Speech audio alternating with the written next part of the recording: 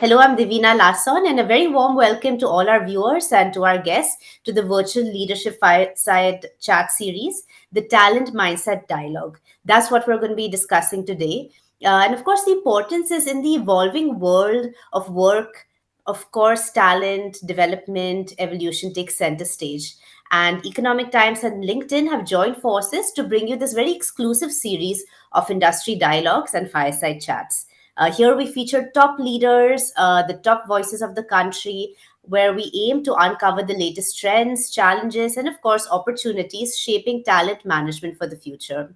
In fact, tech revolution has, of course, sparked a massive shift in how organizations operate, forcing workplace dynamics, one can say, to transform from a very routine process to innovative reforms. No organization can, of course, ignore the reforms happening today. So, agility, adaptability aren't just buzzwords anymore, they're absolutely the foundation of the modern talent management system. And as organizations move towards a future ready workforce, there's a shift in focus from job roles to skill sets. That's very much what we're going to be deep diving into, as it's no longer just about what title you hold, it's about the skills that you bring to the table. So, in this journey towards a resilient future, it's no longer just talent, is no longer just a resource. It's a conversation starter and a strategic business imperative. Who better to talk us through this incredibly integral topic than our two esteemed guests, George Verghese, Vice President, Group HR and CHRO, Kirloskar Group, and Jyoti Dadlani, Regional Head, West India, LinkedIn Talent Solutions. So, again, very warm welcome to our speakers. Very excited to have this conversation with you. Thank you, and thanks for having me. Just a little warm up, I would say, for the main conversation. And Jyoti, now I hand over the floor to you. We have a wonderful set of questions here, really, to get the talent conversation going and to get great insights out of George and yourself. So please, the floor is all yours.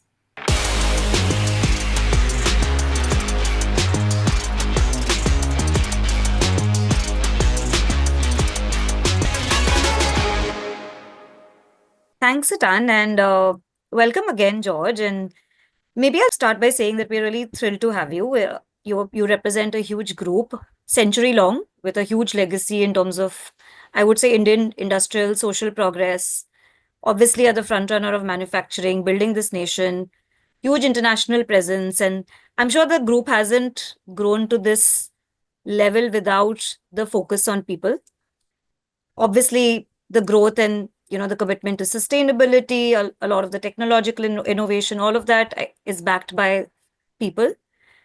So I think as we think about AI and skills and transformation of the workforce, how has talent mindset changed for you as a concept as we think about all of the transformation through the years and the transformation that's happening in the future as well?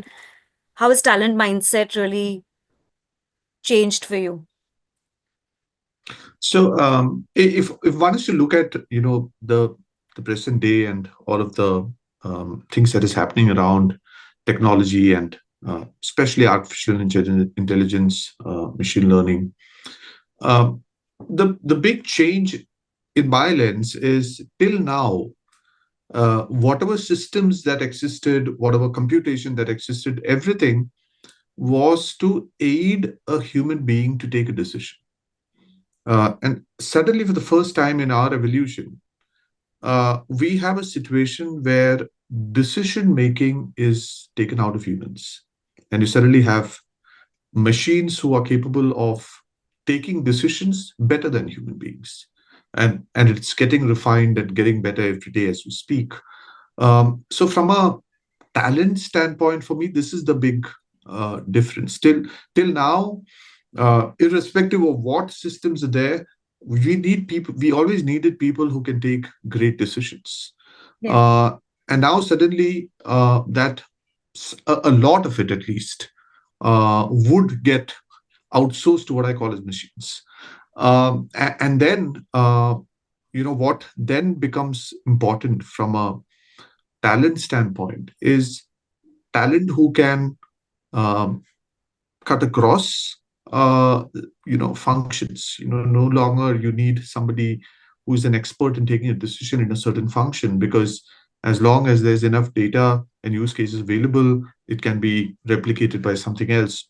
a machine. So you need talent who has the ability to look across functions. You need talent who can understand the softer skills, what we call as soft skills, which is the emotion side of it, the people side of it.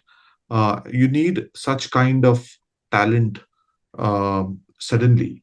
Thirdly, the pace of this change. If you look at the previous cycles, there is the agricultural revolution, suddenly the industrial revolution, and then you have the information technology and now is this. The magnitude and the frequency of change is much, much, much faster than what it was in the past. So you need talent who are very, very adaptable, and who can quickly pick up things. So, from a talent mindset standpoint, um, what kind of skill you look for generally across grades and across workforce suddenly sees a shift into some of these skills which I just spoke about. How easy or difficult is it to make this change as a talent leader? I hear you on, finding talent that's future ready, who's more agile, who can deal with complexity and the shifting pace of change. So, how easy or difficult is it? And perhaps maybe an example of how something you've implemented like that, that's kind of gone from vision to reality would be useful. So first of all, it's not easy. It's also not easy, um, not just because of the dearth of such talent, but also the pace of change is such that the requirements also keep changing. Yeah. So I guess a lot of this is also because it is a little ambiguous and is a little uncertain at this point of time Yeah. on what exact kind of skills do one need. We are also seeing on LinkedIn data that, agility and human skills, of course, are the most in demand skills of 2024 because you want workforce to be more future ready as skills change, as jobs continue to get augmented. uh, we are seeing that those will remain an important element of the workforce as we go ahead through the next decade. uh, and I'm sure from your business perspective, you're also venturing into newer businesses. So I'm curious to kind of understand how are you sort of distinguishing yourself, in a competitive talent landscape. I'm sure that, like you've done, you use data and insights. A lot of companies are, and as skills are changing, jobs are changing. I'm sure the competition also gets fierce. So how are you kind of differentiating yourself in the context of this competitive talent landscape? Some of these things may sound extremely simplistic, but I do believe that uh, becoming more and more real as an organization, I believe, is what today's audience expects. I mean, today's workforce also expects that. Um, Gone are the days where, like I've said earlier, I mean, you can have slides on the great culture and values that the organization have, and get away with just that. Um, if you can have experiences which clearly shows out who you are as an organization through its varied talent pools, I guess those are the kind of things that works well. I mean, everyone is fighting for the same great talent. Yeah. Everyone needs that. Uh, I also do think that gone are the days where people make career decisions for just money. I think Yeah. those days are over. There has to be a larger purpose for the organization, and organizations have to get real with their purpose. Yeah. You cannot have something said and something else done. And it's quick to figure that out. And today there is no barrier to entry or exit from a job. If I come into a certain organization, I was told something, I don't like it, what I see is very different from what I'm told, I just leave and I have the next opportunity and the next opportunity. Great talent will always find that. So in a world where such barriers doesn't exist between entry and exit, Mhm. organizations has to get more real. And for organizations to get more real, they need to find their story.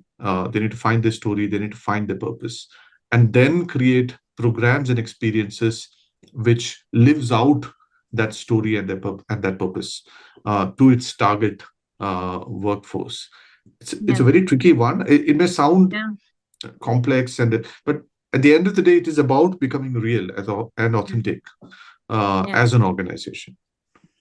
No, actually, I think you've simplified it well. Walking the talk. I think there's no better way to kind of put it there than walking the talk.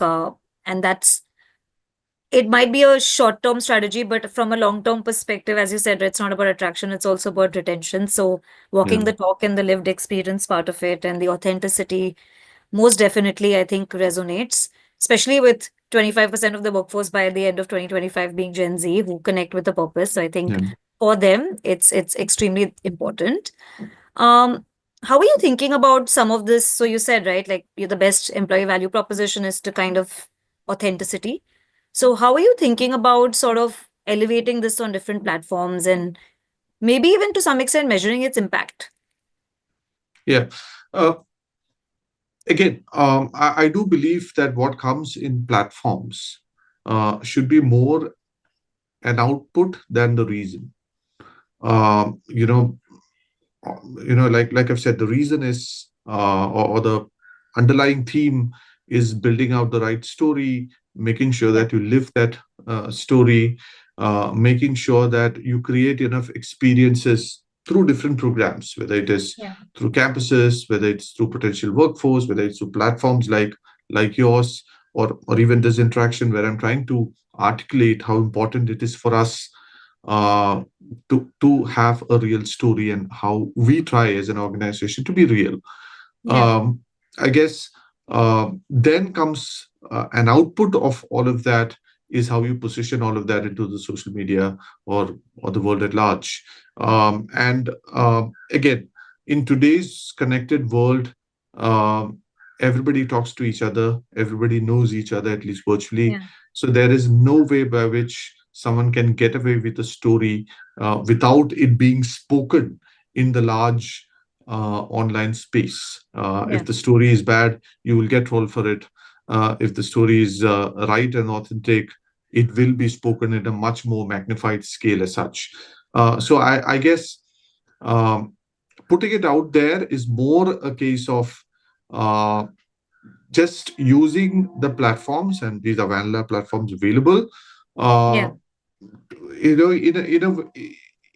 in articulating what you've done well to a yeah, larger audience is all that it is all about. I don't think organizations should worry too much about um, what to put in social media for the sake of it, but they should worry about what they actually do, and the yeah. rest is a logical extension of it. But how important is that to use some of that to create that awareness? You're It's right. I extremely mean, important. Yeah, it's extremely important. There's no question about it, mm, because I do think that a lot of decision making for potential employees or potential talent who want to work with you is done through these platforms. So mhm, I guess uh, having it out there is very important. So yeah. it's extremely critical that your value proposition is out there in its real and earnest form. Perfect. I think you summarized it well. Roll it honest form, but also make sure that it's available because decision making is happening on different platforms. Thank you for sharing that. Um, I think my next one's going to be that we've spoken about, LinkedIn data shows 70% of skills needed, for a job will change by 2030 because of AI and skill development is becoming increasingly important. We are starting to see organizations actually thinking of, consciously investing in development of their employees while also keeping the learner and keeping the fact that one size doesn't fit all from an upskilling perspective. So as you think about these changing skills and your existing workforce as well as the impact of AI, how are you actively building these future skills and designing career paths for your workforce? Yeah, you know, in most of these things, I guess a lot of this democratization is happening. Like um, I guess gone are the days where careers were linear. It's no longer linear. I mean, people feel that they should be given the opportunity to move from a function like, let's say, HR to finance, and then from there to do something on the shop floor, and then come back to HR. And, all of these non-linear career paths are becoming more and more normal now. And so it is more a case of the freedom to choose which stream do I want to take, and whether the organization facilitates it. The same with learning. Yeah. You may go and ask a college hire who has just started his career on the shop floor. The typical way of looking at charting out his career path is to say that, okay, person A started at shop floor at X. Now he'll manage 10 people as a supervisor in the same shop floor. Then he will become a manager managing 20 supervisors and grow up. That's a traditional way of looking at it. And you design your career pathing and your learning development needs based on that, because that's how the organization thinks about that talent. Mm. uh, from there, today it is more about the talent saying, hey, I started the shop floor, I want to be a salesperson next. I would not want to have 20 people reporting to me as my next career step. I just want to learn how to do sales. Yeah. And then he may come back and say, now get me back into the IT team, I want to do programming. So these and that's one engineer. The next engineer in the same shop floor may say, oh, I want to move into finance, I want to do something Yeah. else. So um, how can you have processes and systems designed in such a way that you facilitate for these movements? Mm. And how can you allow employees to have career pathing and development plans, which is very, very customizable for them, in line with their career needs and learning needs? I Mm. think tech platforms of today allows us to do exactly that. Yeah. For example, even LinkedIn allows us to do that. It Yeah. allows you for a customized learning journey Yeah. based on the skills that you uh, want to develop. I Mm. guess it is moving more in that direction where, like I've said, it's become more democratic. It is Yeah. left to the employee to decide. The benevolence approach of organizations saying that, oh, I am giving you this, and hence I'm a benevolent organization. I think we're slowly, and we're fastly moving away from it. Um, and it's more about uh, just the ability to do things the way I want it, Yeah. as an employee, and whether the organization caters to that. Yeah. I think that's a way, at least in our organization, we are looking at some of these conversations, whether it is a career conversation, whether it is a learning conversation. For example, every organization has succession planning.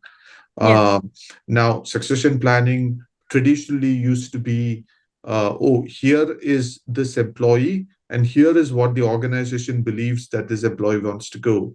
Yeah. From there to a more two-way conversation to say that, hey, we think you can do this, but what do you think? And then arriving at something which works for both parties. I think a lot of these changes are very real and it's happening as we speak. Yeah. And I guess organizations have no choice but to cater to some of these real demands. Yeah. Yeah, I mean, we're seeing that LinkedIn data as well, right? That career growth and advancement remains top of mind for people, sometimes even more than compensation. In fact, a lot of Gen Z, almost 42% of them make decisions based on the career growth and advancement that you spoke about.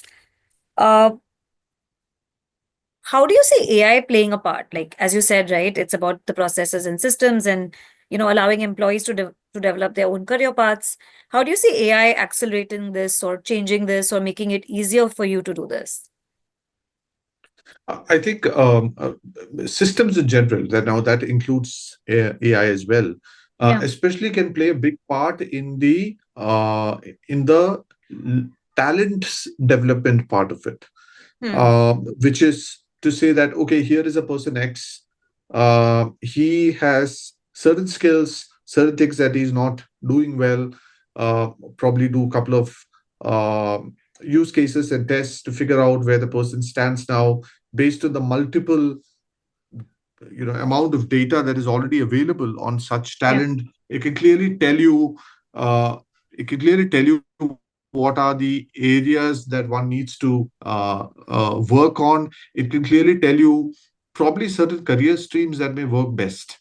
Yeah. And all of this is very easily doable because there is so much of data available on many people who made these career moves and journeys in the Yeah. past. So the availability of so much of data, I think a lot of that decision making for the individual and a Hmm. lot of decision making for the organization. Like I've said, AI is all about uh, decisions which is going out of the human mind to systems.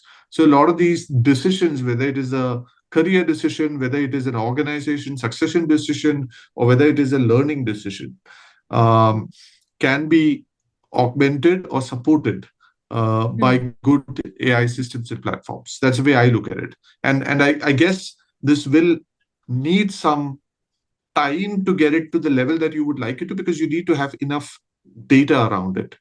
Um, and I guess it will take its time to build those use cases up with the right set of data. Yeah, you almost spoke a lot about what we are seeing into play at LinkedIn, right? Just customized experiences, simplifying it for the learner. And I think Yeah. one more thing to add is about how can every employee have a coach. So Oh, sometimes yeah. it becomes a little difficult to make sure you can adhere to everybody from an upskilling, reskilling perspective as well as a career perspective. But how can you open that up and have something that's like a coach for all at their fingertips? I think that's Yes. probably Yes. the more critical one, that they see that, or they can query and work, and AI can simplify access to their information when they need it the most. I think that's the most critical one. And There's a, a lot of what you said is so much of what we do at LinkedIn. So it's great to see that happening live.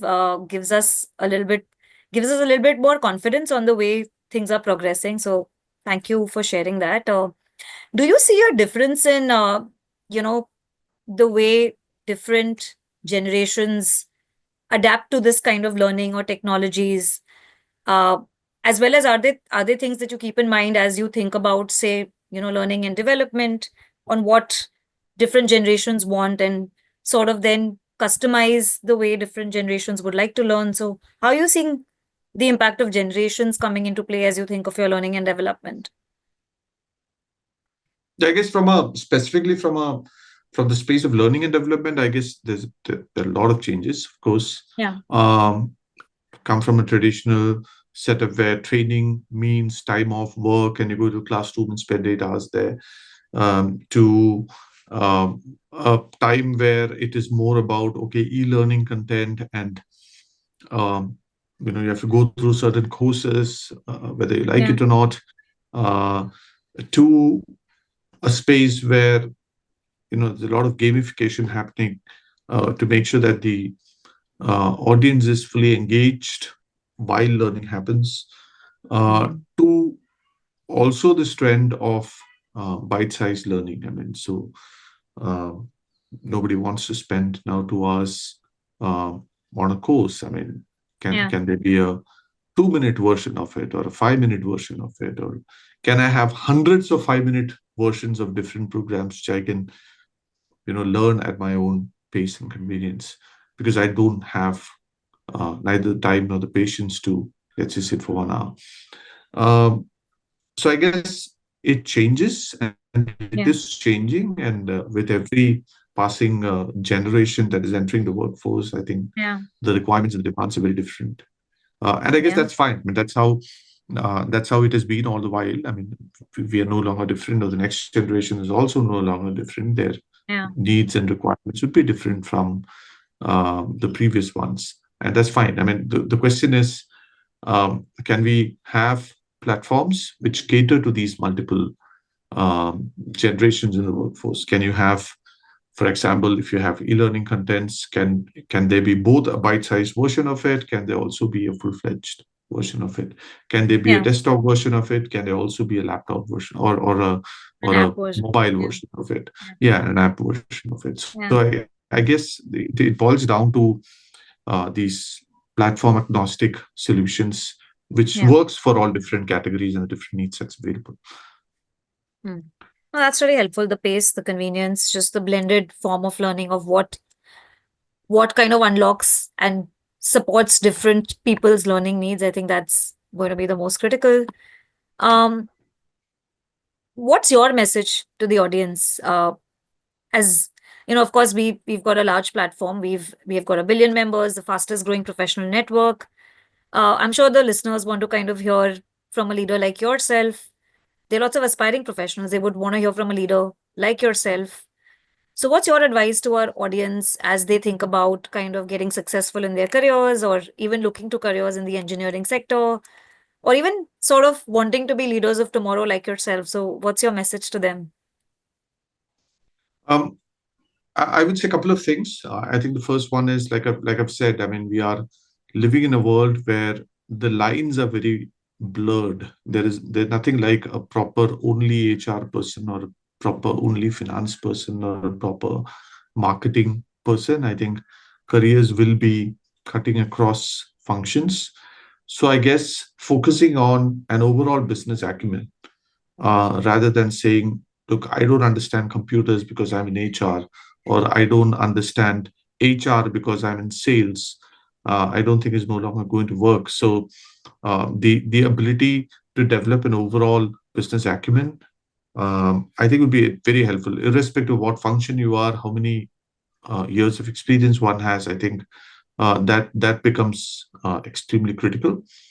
Second is working on this concept called learning agility, which is the ability and willingness. I think more than an ability, it's a willingness to learn newer and newer things, which puts you in very uncomfortable situations because every time you're learning something new, you are going to look like a novice.